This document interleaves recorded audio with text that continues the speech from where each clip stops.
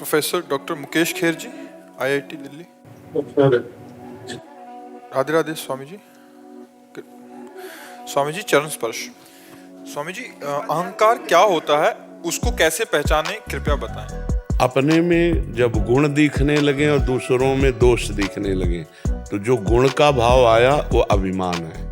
अपने में गुणाभिमान होना, श्रेष्ठता का अभिमान होना, अच्छेपन का भाव होना और दूसरों में दोष दर्शन होना। अच्छापन जब आ जाएगा तो सबसे अच्छापन ये है कि हम में कमी है और सब भगवान के स्वरूप है। बुरा जो देखन मैं चला, बुरा न मिलिया कोई, जब दिल खोजूं आपनो तो हमसे बुरा। मतलब अपने में बुराई को देखना, अपने में बुराई है तो इसका मतलब अभी हम में अच्छाई वो नहीं आई जिसे अच्छाई कहते हैं। जब अच्छाई आएगी तो सिय राम मैं सब जग जानी, करऊं प्रणाम जोरी जुग पानी। उत्तम अच्छाई। और इससे थोड़ा नीचे जब आएंगे हम तो दूसरा दोहा है, तेरे भावे जो करे भलो बुरो संसार, नारायण तू बैठ के अपनो भवन बुहार। अपने काम क्रोध लोभ मोह मद मत्सर आदि का त्याग करके निर्विकार सच्चिदानंद भगवत स्वरूप हम है, इसका अनुभव हो जाना। तो जब अपने में गुण भाव आवे और दूसरे में दोष भाव आवे तब समझ लेना चाहिए इस समय हमारी अहंकार की दशा है। हर समय नहीं रहती। जैसे काम है, क्रोध है, लोभ है, तो मद है, ये हर समय नहीं रहते। भगवान ने कहा है कि आगमा पाइनो अनित्यास्तास्ते तिक्षस्व भारत, मात्रा स्पर्शास्तु कौन्तेय शीतोष्ण सुख दुखदा आगमा पाइनो। ये आने जाने वाले हैं। ये कभी अहंकार का वेग होता है, कभी काम का वेग होता है, कभी क्रोध का वेग होता है, कभी मोह का वेग, कभी ईर्ष्या का। तो इस तरह के जो वेग हमारे अंदर आते हैं, अगर हम ज्ञान मार्ग से थोड़ा देखें तो हम इनका समन कर सकते हैं। क्योंकि ये मेरे में नहीं आते, ये अंतःकरण में आते हैं और अंतःकरण के हम जानने वाले हैं। तो हमारे में तो कभी कोई विकार आ ही नहीं सकता है।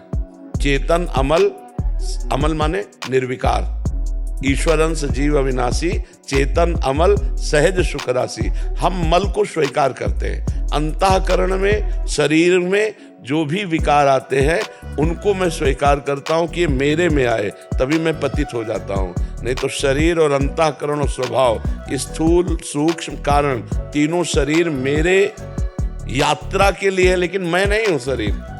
जैसे मेरा स्वभाव, मेरा मन, मेरा तन, ये ऐसे ही हमसे दूर हैं जैसे मेरा मकान।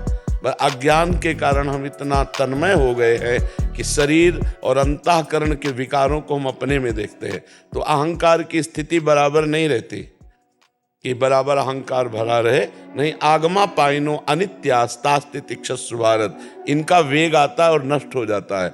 अब उस समय संभालने की कोशिश करें जब दूसरों में दोष दर्शन हो रहा है तो अपने में अहंकार आ रहा है। जब हम दूसरों को लघु समझते हैं, अपने को श्रेष्ठ समझते हैं, तब अहंकार की वृत्ति होती है। उस समय अहंकार की वृत्ति का दमन भगवान के चिंतन से करना चाहिए। नाम जप करते हुए ये चिंतन करना चाहिए कि हमें क्या गुण है। एक से एक महापुरुष हुए हैं, एक से एक भगवान के परमहंस जन हुए हैं, भगवान के बड़े दाता हुए हैं, बड़े राजा ऐसे हुए, चक्रवर्ती सम्राट, शास्त्रों यज्ञ करने वाले बड़े। हमारा क्या गुण है? अगर भगवान ने हमें गुण दिया है तो उसको हमें अहंकार थोड़ी करना है। अगर उसमें दोष है तो आज दोष है, कल उसमें गुण भी आ जाएगा, भगवान उसके ऊपर भी कृपा करेंगे। इस तरह विचार के द्वारा अहंकार का समन होता है। आप समझ पाए? अगर जो हम ये कहें कि मैंने ये किताब लिखी है, ये सब अहंकार के अंदर, ये सब ये अहंकार है, ये सब अहंकार। यहाँ तक कि भक्ति का भी अहंकार होता है।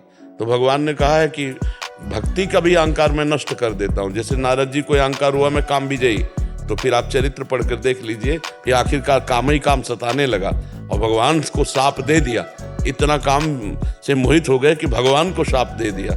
तो जो अहम जनित मैं के साथ जो कुछ भी लग जाए वो अहंकार होता है। शुद्ध मैं अहम नहीं होता, शुद्ध मैं ब्रह्म है। जो मैं केवल है वो ब्रह्म है, और मैं के साथ जो भी जुड़ जाए उसे अहंकार कहते हैं। जैसे मैं पुरुष, तो आपको देहाभिमान पुरुषत्व का है, मैं के साथ जो जुड़ा वो अहंकार पुष्ट कर देगा। महर्षि इसमें एक चीज है, जैसे हम व्यवहार में रहना है, संसार में रहना है, वहां सम्मान मिलेगा। जैसे बुक लिखी है मान लीजिए, तो कोई पुरस्कृत करेगा, तो उस समय क्या ऐसा सरल भाव रखें कि बाहर से भले ही उस समय अंदर हम पुरस्कार लेंगे, हम माला पहनेंगे, लेकिन अंदर से विचार चल रहा है कि ये सब श्री भगवान की कृपा है जो मेरे अंदर ऐसी बुद्धि दी और उस बुद्धि से एक ग्रंथ लिखा और उसका ऐसा हमें सम्मान प्राप्त। बाहर से भले कोई भी कुछ बोलता रहे, उससे हमें कोई अंदर स्वीकार, अंदर अगर गर्व आया, गर्व इस रूप में आया, वो सब मिट्टी हो गया, कुछ उसका लाभ नहीं मिला। बात समझ आई ना?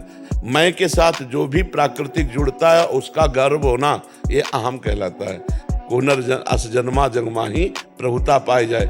जो पद है उस पद का अहंकार होना, बोले इसे अपनी विद्वता का बहुत अहंकार है, बोले इसे अपने शरीर के बल का बहुत अहंकार है, बोले इसको धन का बहुत। मैं के साथ जो जुड़ा, विद्या रूप महत्व कुल धन यौवन अभिमान, ये 6 चीजें अभिमान के लिए बहुत पुष्ट करती है। विद्या का अभिमान, रूप का अभिमान, जाति का अभिमान, कुल का अभिमान, समाज में महत्व का अभिमान, धन का अभिमान, ये 60 कंटक देखे जहां रहा न भक्ति निदान। ये 6 प्रकार का अहंकार जहां जागृत होता है वहां भक्ति महारानी कदम भी नहीं रखती है। वो केवल स्वांग करेगा संसार के रिझाने के लिए, शुद्ध भक्ति वहां प्रकाशित नहीं हो सकती जहां अहंकार। महर्षि भले बाहर से सफाई ना दें, बट अंदर ये बात रहेगी, सफाई देने की जरूरत नहीं है। जैसे हमारे अंदर है कि भगवान हमको अंदर से प्रेरित कर रहे हैं, वो मैं उत्तर दे रहा हूं, तो जैसे तो मैंने ये आपसे बात कही, हम बोलेंगे मैंने ये बात आपसे कही, लेकिन अंदर है ये मैंने नहीं कही, मेरे भगवान ने कही है। अब हम ऊपर से कह रहे हैं कि ये बात भगवान ने कही है, और अंदर ठसक है कि मेरा जलवा है।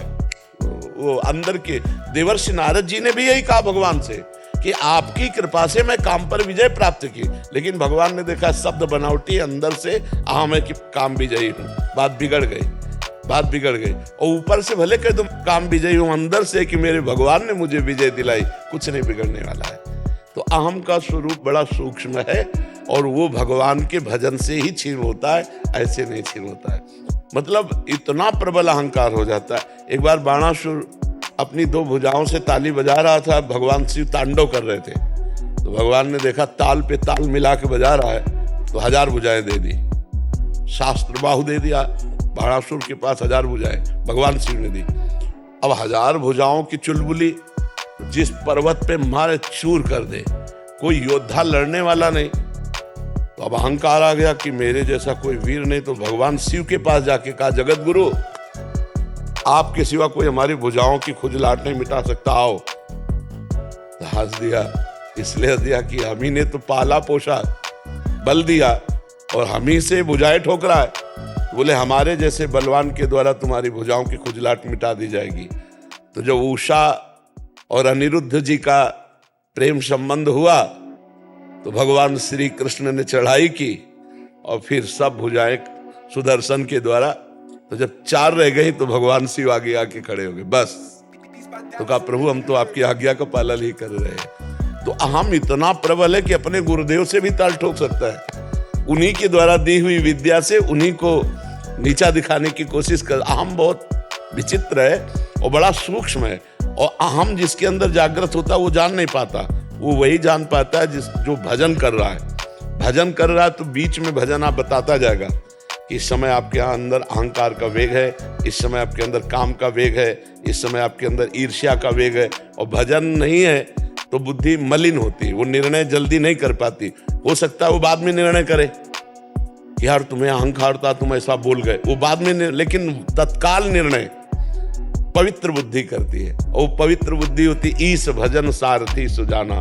भगवान का नाम जप करने से बुद्धि पवित्र हो जाती है और अहंकार भी गलित हो जाता है। जी समझ में आया?